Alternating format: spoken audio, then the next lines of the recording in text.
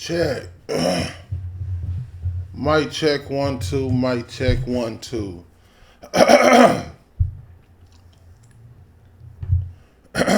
So this video, I'm gonna share this exercise.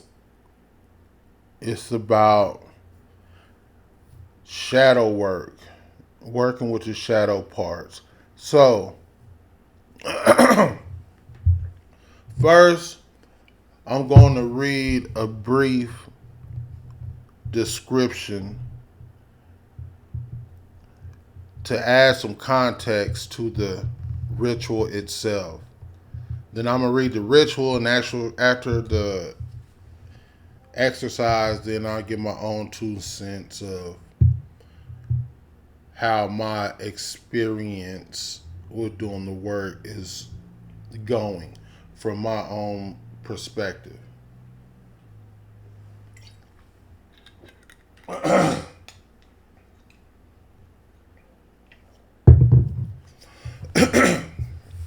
all right, so the author writes, and again, here's the book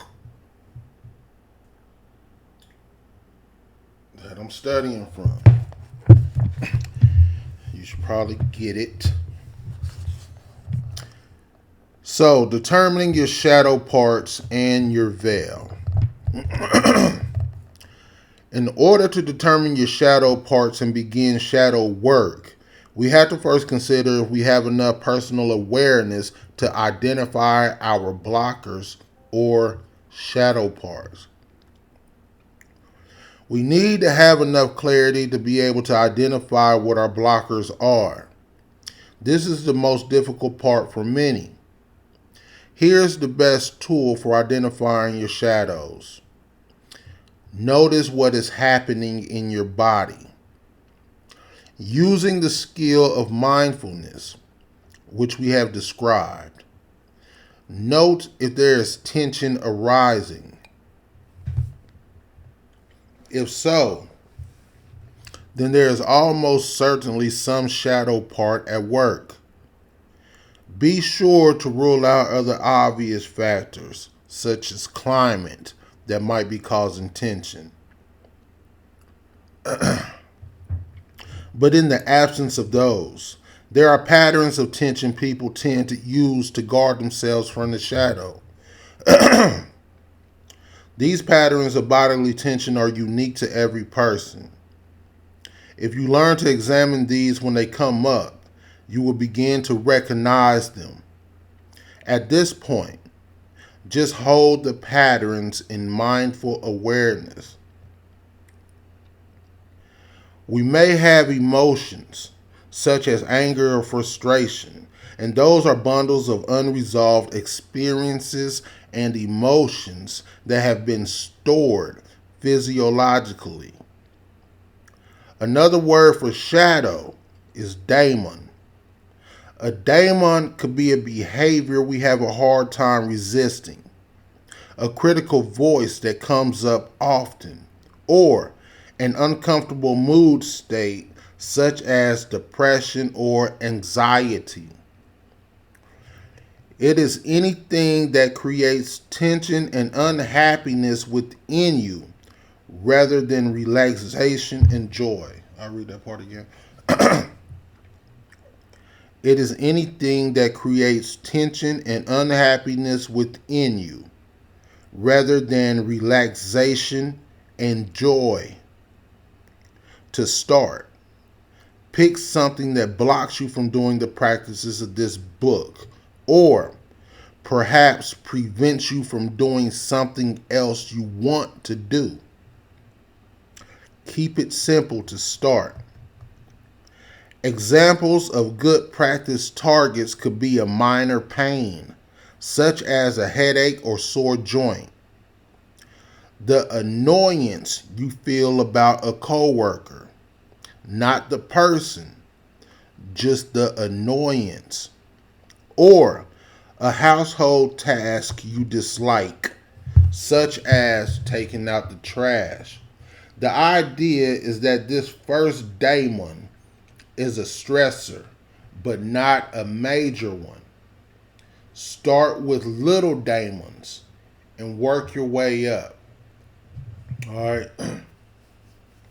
So saying just start with the small shit and not just try to chomp away at the whole enchilada in one bite. All right, so now I'm going to move on to reading the ritual work. It's called From Darkness Comes Light. The following practice has been profoundly useful in clearing our own mental obstacles that were limiting us. We spend a lot of time and energy trying to get out of our own way. After performing the ritual, you may notice that the shadow causes you less distress right away. However, you may need to repeat the visualization several times until you can be with the part and feel no distress at all. This is assuming the part is problematic but not so stressful that you can work with it on your own. Just remember that it's okay to get professional help. In fact, it is the best thing to do if you need it. We have provided both the formal and informal versions of this practice. As always, begin with the formal. All right, so the things you need: a private place that is calming and quiet. Directions for the formal practice. Begin by performing the Kabbalistic cross.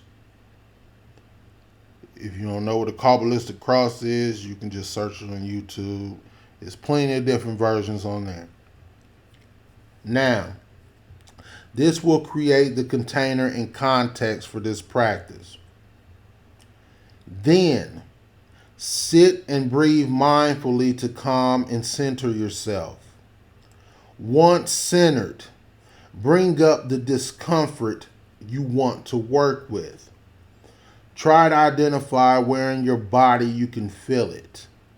Is it in your stomach, chest, or head? What color is it? Does it have a smell or texture? Does it make a sound? What else can you feel about the discomfort? Is it a dull or sharp sensation? Hot or cold? Try to feel it first. The body sensation is the first identification.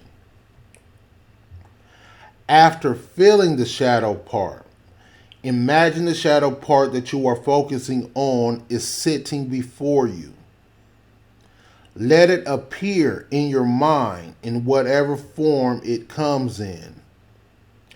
Mindfully notice its nature and appearance. Is it animal or humanoid? How big is it? Is it solid or transparent? What sort of covering does it have? Fur or skin? Rough or smooth? What color is it? How does it smell?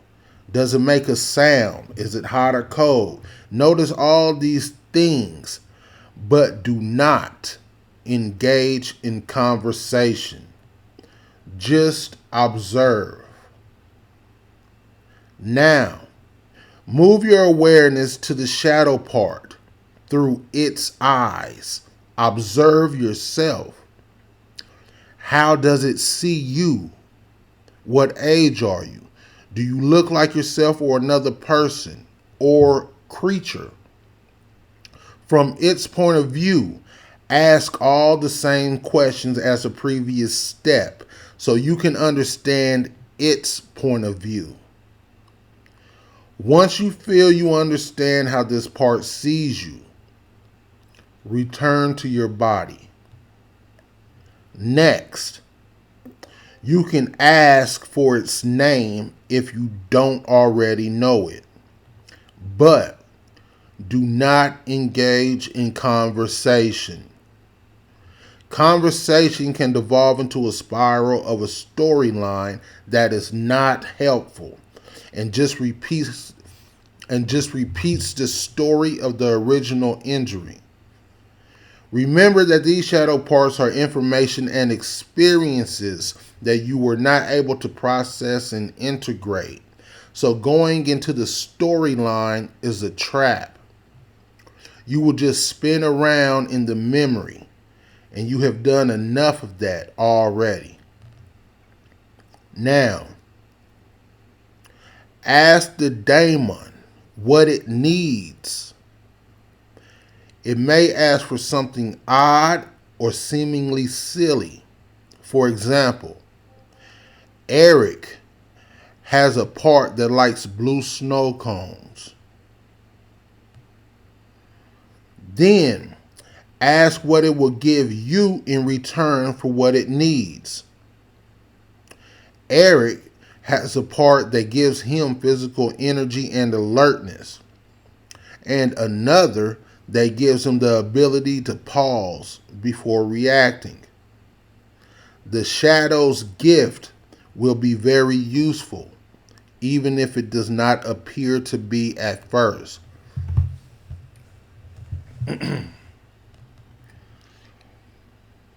When you are ready, imagine your body becoming whatever stuff the diamond.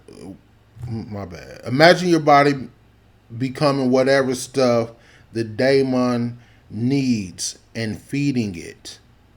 Imagine your body slowly becoming a sort of holy nectar or whatever the shadow part wants and streaming over to the shadow part. Feed it until it is completely full and satisfied.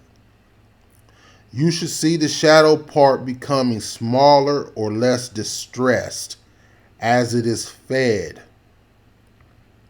Finally, sit with the part for a moment and then allow it to dissolve. Perform the Kabbalistic cross again and ground yourself. All right. Let me read this last little part. 3 veils that block us, or the 3 blockers. They can prevent our success in spiritual work. Religious trauma can make it difficult to open to spiritual experiences. Difficulty being in the body can block our deeper spiritual experiences. Social programming can keep us from experiencing our true self. Becoming aware of our blocks and sitting with them can bring them into the light. You may want to seek professional help if you have a lot of distress.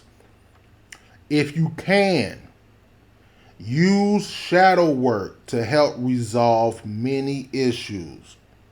Shadow work allows us to lessen the emotional impact of our parts that are not fully integrated. We can work with little shadows and big ones. By becoming aware of our stressors and feeding them rather than excuse me. By becoming aware of our stressors and feeding them rather than resisting them, we diffuse the emotional tangles that have built up over our lifetimes. We should strive to be more aware of our daemons and what they can offer us, whether that is advice and insight or a release of energies tied up in an internal conflict. Getting professional help is always a good idea. So, that's a lot. I'll end with give an account of my personal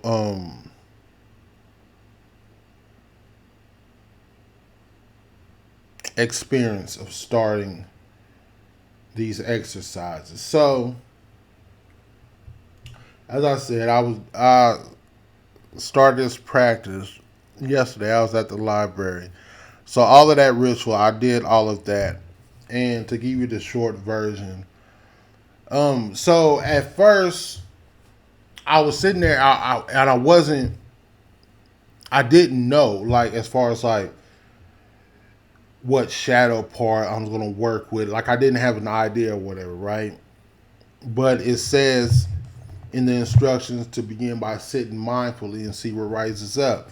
So it didn't take long. As soon as I sat there and was getting into that meditative state and just being aware, I immediately felt how tense my back was, my lower on the right side. For years, it's like I have this pain that comes and goes in my lower back. Like, it gets tight, sticks around a little bit, and just fades off. Never had got any medical solutions for it, right? But I noticed this clear as day whenever I had sat down to get ready to do this exercise. It stuck out above anything. So I said, okay, this is what I'm focused on then, right? This is the part I'm dealing with. So then I go to just be aware, just to continue to be aware. That's why meditation always, all spiritual work, if you notice, you don't get away from meditation, because that's really just at the core of all of this shit. Whatever path you on, it's 1,000% that meditation is somewhere involved, whether you're doing the shit or not. But I digress. So I'm just in this meditative state. I'm just being aware, and um, so I'm seeing what image pops up as far as how this pain, this discomfort, is going to present itself in my mind's eye. And after a while, I noticed that this was how it was presenting itself, because, as the thoughts pop up and fade off, it was one image that it popped up, and then it came up again, and it was kind of staying, you know, more so than just the quick thoughts that just pop up and disappear. So I was like, okay, and it was an image of uh like an ugly white bitch, and she's sitting in the driver's seat of the car. So I'm actually wondering if this how the motherfucker was actually seeing me. But anyway, the image was with an ugly white bitch, and she's sitting in the driver's seat of my car, actually. And I just realized that. But anyway, and so the face was ugly, and her hair was like puffy and like stuck out like all over the place and shit. And anyway, so I'm like, okay, I got the image. Then I moved on to see how I would look, how I looked from the shadow part's perspective. And the image that I got sold on was like an image of me standing there, and my face was kind of distorted, kind of like monsterish looking, kind of like, yeah, kind of like seeing like we were seeing my perspective of it seems to be kind of like its perspective of what I'm looking at from its vantage point, right? Both kind of looking like monsters type shit. So I notice as I'm doing this that that pain that was like a hard knot, I noticed that it's noticeably fading off. Like it's noticeably loosening up as I'm doing this. And so I go to ask, like, what you want, what you need, and seeing what pops up in mine. And what pops up in my mind, it was a bunch of tennis balls. So I kind of ignored the image at first, making sure that, like, I'm not just creating this out of my imagination, like, because, whenever you're trying not to think, you're going to think, right? Like, a motherfucker tell you not to think of a pink elephant, the first thing you're going to do is think of a pink elephant. So it's one of them things. So I kind of just loosened up a little bit to see if something was going to pop up, something else. And the tennis balls pop up again and again, right? Weird. And it was just a bunch of green tennis balls, right? And I just see them in my imagination. They're just bouncing and rolling. I don't know. I didn't try to make any sense about it. I was just, okay, well, I got that part. So then I did whatever the rest of the little exercise, and I'm feeding my shadow what it wants, which would be like these tennis balls, or just like the energy, just the energetic thought, basically. And when I get in a glimpse of flash in my mind, whenever I go back to my mind to see how the form of the white bitch is looking and shit, you know what I'm saying? Like, now I'm seeing the appearance is less stressed. Now she's a lot less ugly and seems to be more calm. And I bullshit you not, that pain in my back at the time is completely gone. By the time I finish this exercise, that pain like was 100% gone at the moment, right? But then this morning when I woke up, that motherfucker was fighting back even tougher, right? Well, it's just more work to be done. I mean, I don't expect it to be just a one little time, because that pain been coming and going for years. So,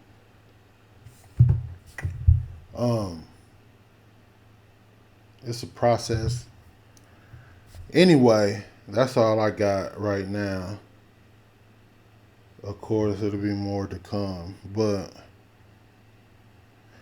I don't know. That's all I can give you.